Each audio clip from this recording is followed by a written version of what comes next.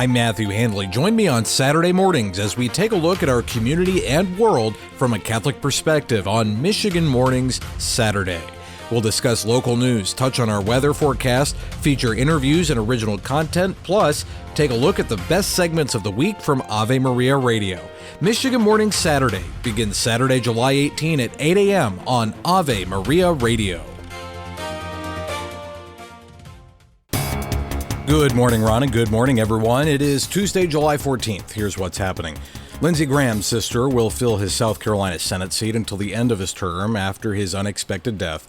South Carolina Governor Henry McMaster made the announcement on Monday. Darlene Graham Nordone remembered her brother during the announcement.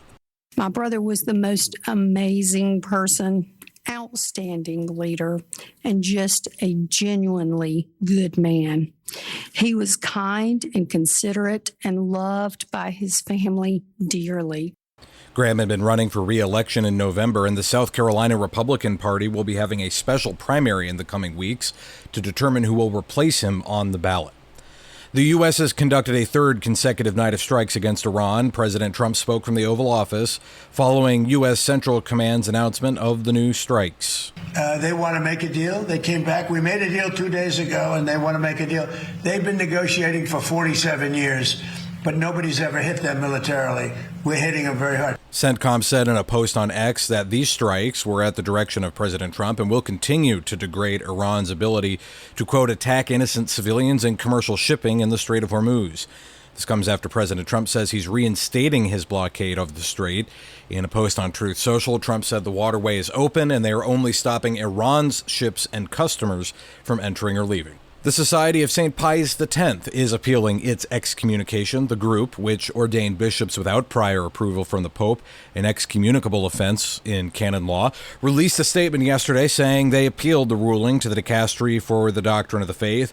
They also say the excommunication ought to be suspended during the appeals process, citing Canon 1353. At this hour, the Holy See has not responded publicly to the appeal. Lettuce or salad greens may be the source of Michigan's cyclosporiasis outbreak.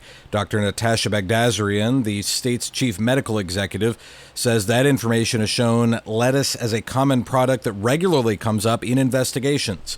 This finding applies only to Michigan, which has had over 2,000 cases so far. And a new bipartisan effort is calling for permanent standard time, which we observed usually from November through March.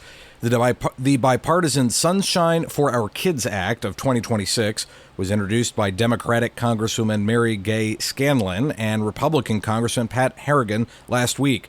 It would make standard time permanent and allow states to make daylight saving time permanent if they choose to do so.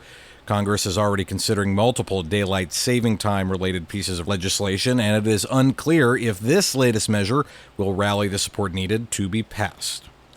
I'm Matthew Handley and Ron Finn. That is the news this morning.